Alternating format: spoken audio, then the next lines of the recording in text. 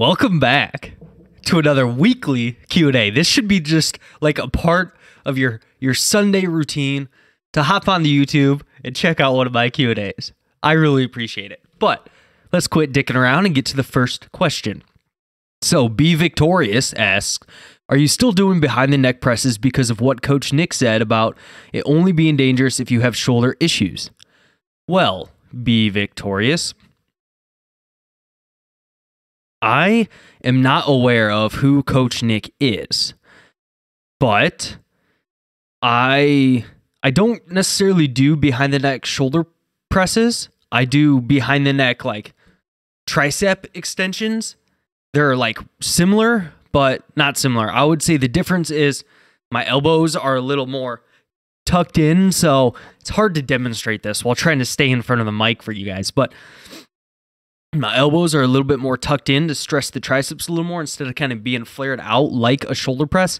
But in regards to them like being dangerous and stuff, I do believe that as long as you're doing the exercise in with good form and you're, not totally like dropping the eccentric and using a ton of body English and all the stuff that might be classified as not good form, and you don't get any pain and it doesn't aggravate your shoulders or anything like that at all, then I don't see a problem with doing like some behind the neck stuff. Now, sometimes you won't notice like pain and stuff from this stuff until you'll notice it like when you're doing other exercises, if that makes sense. So like for a while I was doing like dips on the whatever thing and on the dip bar. Like, why did I just say that? And I was starting to notice some shoulder discomfort while I was benching. And initially, I thought it was my benching. But then I took my dips out of my program, rotated them out, and all my shoulder problem or whatever kind of went away a little bit. And then I kind of tried dips again, and I started feeling that again while I was benching. So sometimes an exercise might kind of aggravate a muscle group, and then it could lead into it kind of being painful for other exercises, if that makes sense. So you might not notice it directly, but you might notice it a little more indirectly, I should say. And that was probably just a total stress thing rather than something inherently wrong with dips. Like it was probably more so my anterior delt was getting stressed from both the bench press and the dips rather than the dips being inherently wrong. Like if I took the bench out and just kept the dips in, then my guess would be that my shoulder pain or my little niggle would have been fine anyways. But that's kind of my thoughts on this. And then you ask another question. Upright rows seem better with dumbbells because of the wrists. Thoughts on that? So I actually prefer upright rows with a barbell or a easy bar just because I feel like I can overload it a lot more. So with the barbell and the easy bar, it feels a little bit more stable to me, so I can just kind of get after it a little bit better. And with the dumbbells, I for whatever reason, I just don't feel as good of a like mind-muscle connection when I'm doing upright rows with the dumbbells. It just feels like it's not quite as stable, and for whatever reason, it just, to me, it makes the exercise feel a little bit more fluff and puff, if that makes sense. And it just doesn't feel like it's as overloading with the dumbbells. Now, I do see that some people might have more comfort in the wrists by using dumbbells, and that's totally cool if that's the case and you still think that you can overload your delts and stuff like that, then totally cool. I think that's fine. But I might try an easy bar for me anyways first, and then go to the dumbbells just because I'm really trying to be cognizant of getting a lot out of each set and making sure each set is overloading. Like, yeah, I could do a few sets of dumbbell upright rows, but if I can get like the same overload from one set of strict barbell rows, then I'm probably going to go that route, So that's kind of my thoughts on that matter. I do think that the wrist could maybe have a little bit more comfort with the dumbbells or even with a cable or something like that. But I think that if you don't notice any problems, kind of like with the first question, if you don't notice any problems, then it's not broke. You don't necessarily have anything to fix. It's kind of where I'm at with that. All right. So next question. And there's going to be a lot of questions on intra-workout in here. So stay tuned for that, I guess. But Gary asks, intra-workout protein. I think that intra-workout protein... Now, hold on here. So I think this was with the caveat of if you're already having carbs intra-workout, should you have protein as well? And in that situation, I don't see much of an additional benefit of the protein. And I say this because, hold on, I think I have another question here about intra-workout later on. So, yeah, I don't know. I'm not going to waste your time by looking for this question, but we'll just keep rolling through. And if I already answered, I already answered it. But if you're already having intra-workout carbs, I think that you're probably getting the majority of the benefits that an intra-workout protein might bring, with the caveat that you're still having protein like within an hour before training and after training. So if you're already sandwiching your workout a little bit with protein, then I think intra-workout carbs provide probably most of the benefits that an intra-workout is going to have, rather than having protein in addition. And I think this because I think the intra-workout carbs can potentially help with, might have some benefits on your CNS. It might have some placebo benefits, which can still be benefits. It might have some, hey, we have some incoming fuel substrate energy, so we can tap into our stored energy a little bit more. It might spare ourselves from some glycogen depletion, so we might deplete our glycogen stores less, which might result in less fatigue, because depleted glycogen stores plays a pretty decent role in fatigue, so that could be beneficial. It might help maintain blood glucose levels, which also can play a role in fatigue and performance and that sort of thing. So I think you're getting kind of all those benefits from carbs alone. Now, carbs may also provide the benefit of mitigating muscle damage. So potentially. And the reason, or the potential mechanistic reason behind this, is because carbs result in a little bit of a insulin response. And insulin seems to be anti-catabolic, meaning that it might prevent a little bit of muscle breakdown, because this insulin might signal to, hey, we're good here. We don't need to break down our muscle for energy and stuff like that. So if carbs alone has that benefit, then I'm not sure what else protein would really do for us. Like, if you're already having protein before and after workout, are you really going to get an additional like muscle protein synthetic response from having protein during your workout? Kind of doubt it.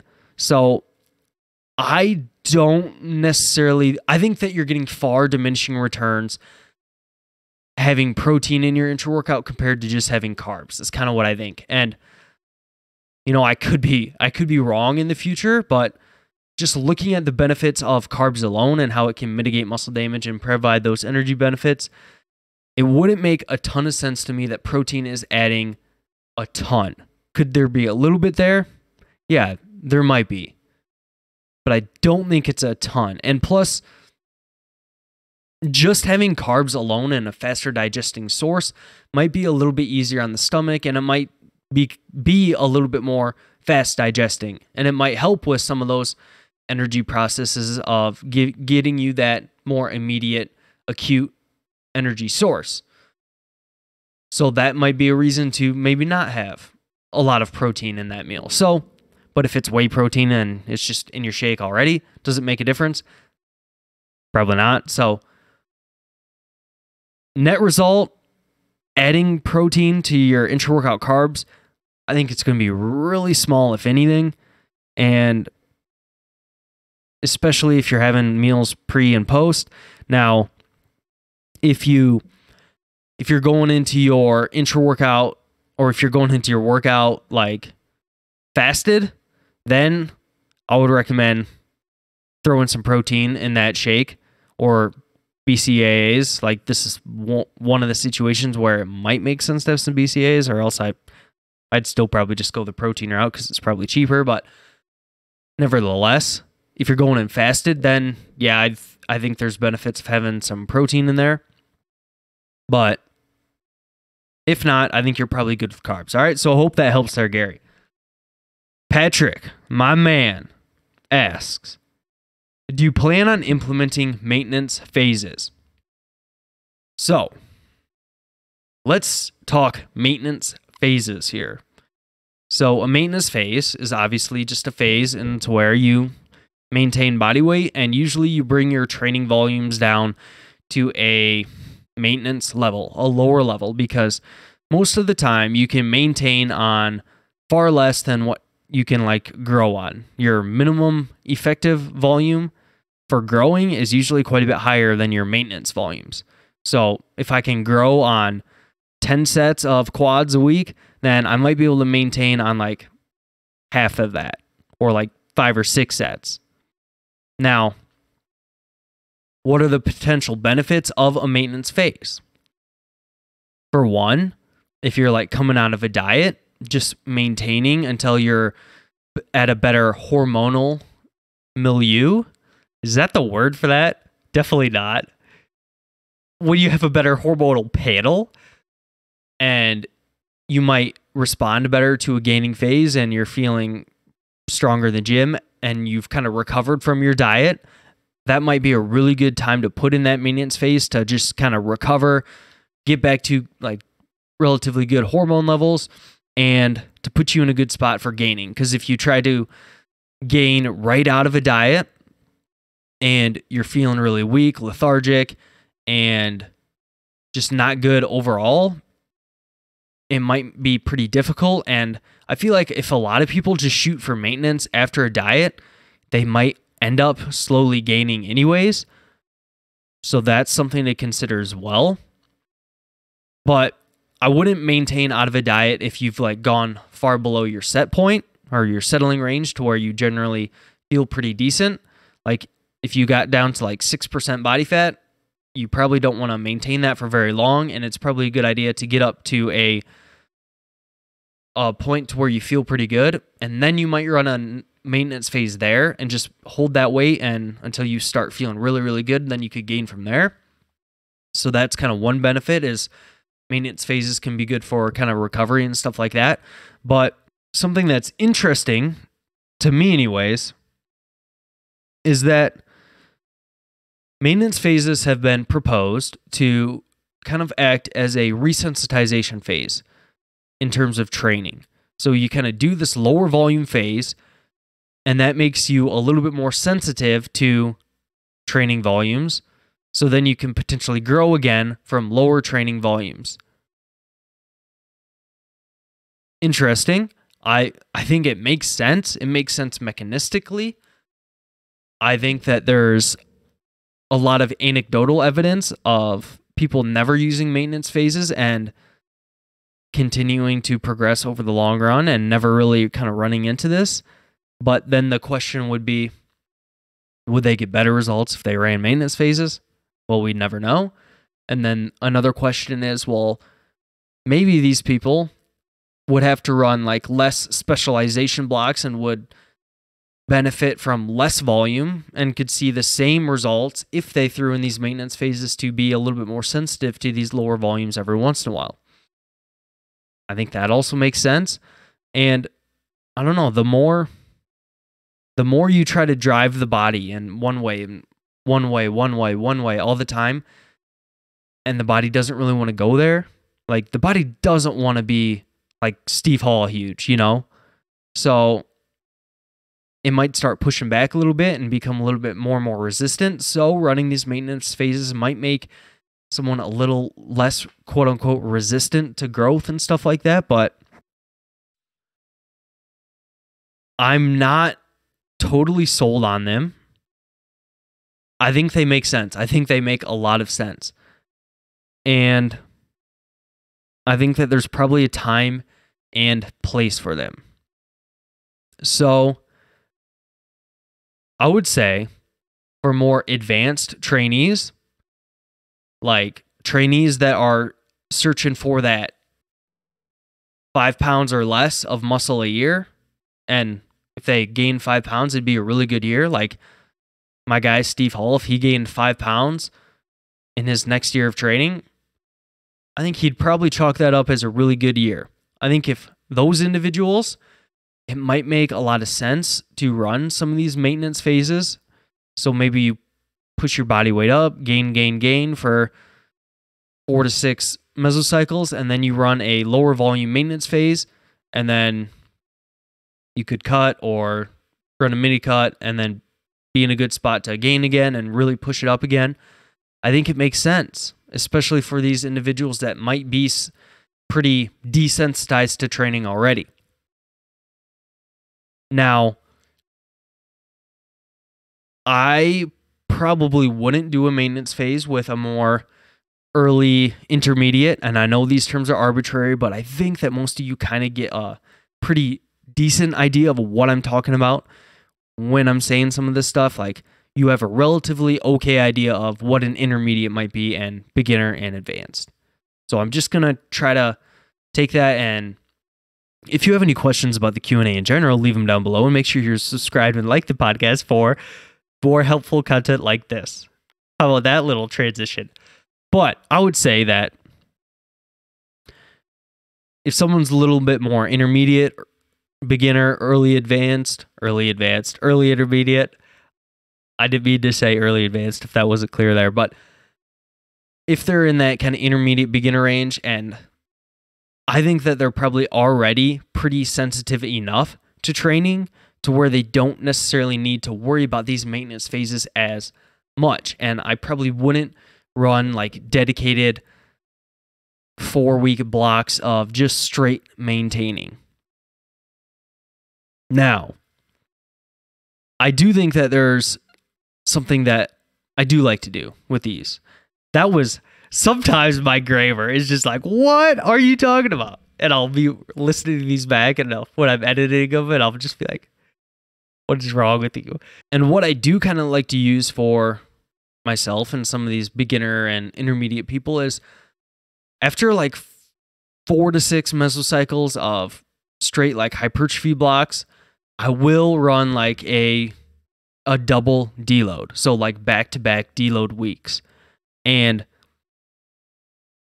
I just think that this is good for being like a total clearing of fatigue. Like a complete deload week is great. It's really beneficial. But sometimes I notice that after like 4 to 6 straight hypertrophy mesocycles, people tend to almost get done with their deload week and they're still not quite there. They're not quite totally recovered. And one kind of indicator of this that I've noticed with clients and stuff like that is that they start having to end their gaining mesocycles a little bit earlier. So let's say in their first 3 or 4 mesocycles of their hypertrophy phases, they may have been totally cool with going for 4 to 5 weeks at a time before deload. But then in their like 4th or 5th mesocycle, they start kind of reporting in like later on in week 2, later on in week 3, that they're already seeing some signs of fatigue and some staleness and stuff like that. And to me, that's telling me that they may be starting their mesocycle with a little bit more fatigue. And that might be a good idea to run a kind of a double deload. And what I've found is that this really helps for clearing fatigue. And literally all this double deload looks like is repeating your deload for back-to-back weeks. That's all it is. So this has worked pretty well for kind of clearing this fatigue and for helping people out that way. So that's kind of where I fall on maintenance phases. I think that they make sense, especially like out of a diet, to kind of get you out of that fatigue state. And they also make sense if you've been really pushing the hypertrophy blocks over and over and you're a bit more advanced. But I just think like beginners and the intermediates don't have to mess around with them too much because they're already so like sensitive to training. If they did like 1 a year, would that be fine? Probably. But personally, I would rather like run a couple double deloads a year rather than an entire dedicated maintenance phase, if that makes sense. So we're at 21 minutes here. I've got a lot of questions on pre-workout and all this stuff left here. But come back next Sunday to listen to those, and I'll just roll through. I got a really cool study on intra-workout nutrition that I want to mention in next week's Q&A. So you better bookmark your calendars for next Sunday. Ryan's dropping bombs on intra-workout nutrition. All right? All right. Peace out.